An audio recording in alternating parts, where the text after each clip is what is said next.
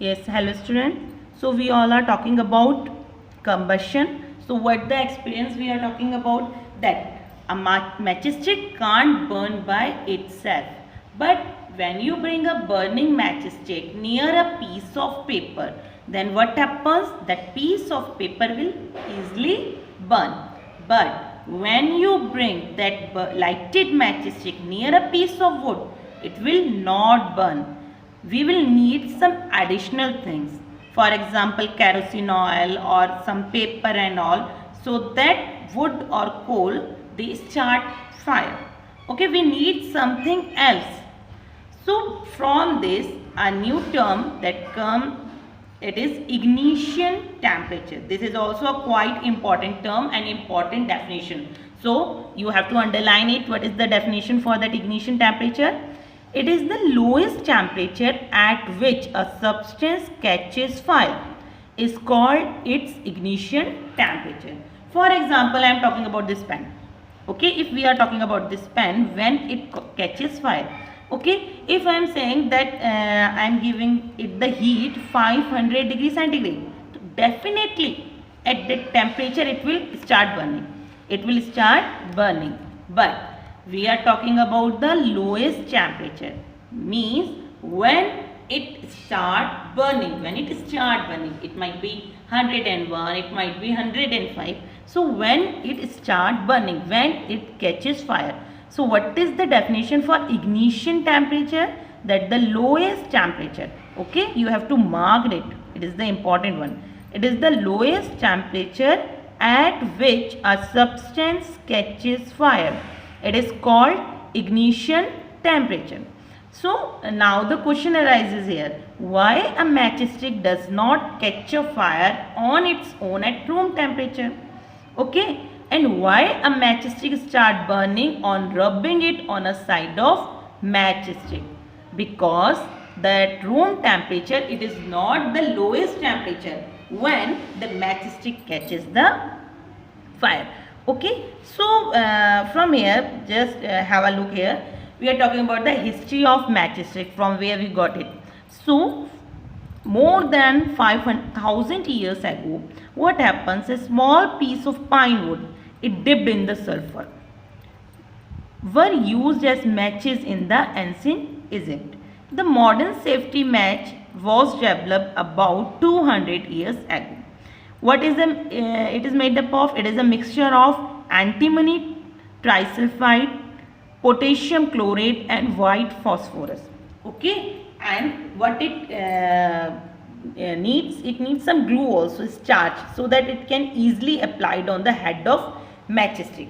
And it is made up of wood. Okay, the stick of that matchstick, it is made up of wood. So what is it? It is a mixture of antimony trisulfide as well as potassium chlorate and white phosphorus, and it is applied on the head with the help of glue and starch.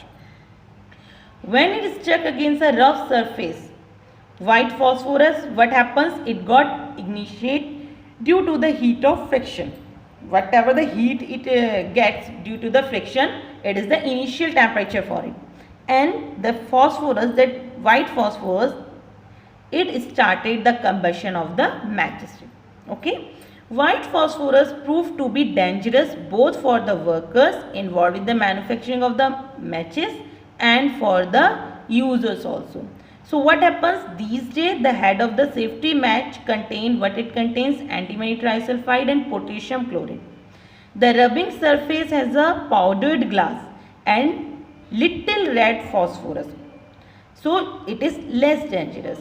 That white phosphorus, it is lot dangerous to our health, but this red phosphorus, it is less dangerous. It is also dangerous, but when you compare it with the white phosphorus, it is less dangerous. So when a match it strike against the rubbing surface, what happens? That some red phosphorus it converted to the white one, and this immediately react with potassium chlorate in the matchstick head to produce enough heat and to ignite antimony trisulfide, and it start combustion. Okay, so how it got the initial temperature, the ignition temperature? when it rubs towards that rough surface. So when we find that a combustible substance cannot catch fire or burn as long as it lower than its ignition temperature. So what the result we are getting from all these experiment, what the result we are getting, that whatever the substances we are having, it cannot catch fire, it cannot burn when, as long as the temperature is lower than its ignition temperature. But as the temperature is towards its ignition temperature is equals to its ignition temperature, it start burning. Okay, so when a cooking oil, you have seen na, we are using the cooking oil for cooking food and all, for vegetables and all. Okay, so many of the time the cooking oil, it catches fire. Okay, it is putting in the frying pan, and when we put something, it catches fire. So kerosene oil and wood do not catch fire on their own at a room temperature, but if kerosene oil is heated a little, it will catch fire, and if wood is heated a little, it would still not catch fire. So from all this, what all these things are means different substances having the different ignition temperature.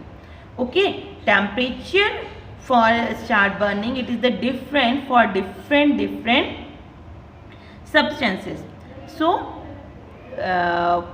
what we summarize from here, that kerosene oil, little bit if it got the heat up, it will start burning, but wood will not. So what it means, that we need some special security for these type of fuels so that they will not harm us. So we are having an activity here. Just have a look what the activity is here. What we are having, make 2 paper cups by folding a sheet of paper, and we have to pour 50 ml water in one of the cup. Heat both the cups separately with the candle. What we observe. Okay, we are putting it here. So what happens? What happens to an empty cup and what happens to a paper cup with water? So this we were about to know. These are made up of paper. Water is there. So what happens? The water will start boiling, or it will catches fire, and all these things we will discuss for this activity. So what happens if we continue heating the cup? What happens? We can even boil the water in the paper cup. How can we boil it? What is the phenomena behind it? So what is the phenomena behind it? That the heat supplied to a paper cup, it is transferred to the water by conduction. Okay, in the previous classes we have learned about it, conduction. What happens when a heat is supplied to a paper cup? The heat is transferred to the water, and the process is known as conduction. So in the presence of water, when the water is there in the paper cup, it will not reach its ignition temperature, and if it doesn't reach its ignition temperature, it will not burn. So what happens? The substance which have very low ignition temperature and can easily catch fire with a flame is called inflammable substances. This is also an important definition, so underline it. Okay, what is the definition for inflammable substances? The substances which have very low ignition temperature, okay, and which catch fire with the flame. The 2 conditions are there. Substances which are having low ignition temperature as well as they are catching fire with the flame, they are inflammable substances. And example also you have learned it. You have to learn the examples also. What are the examples for inflammable substance?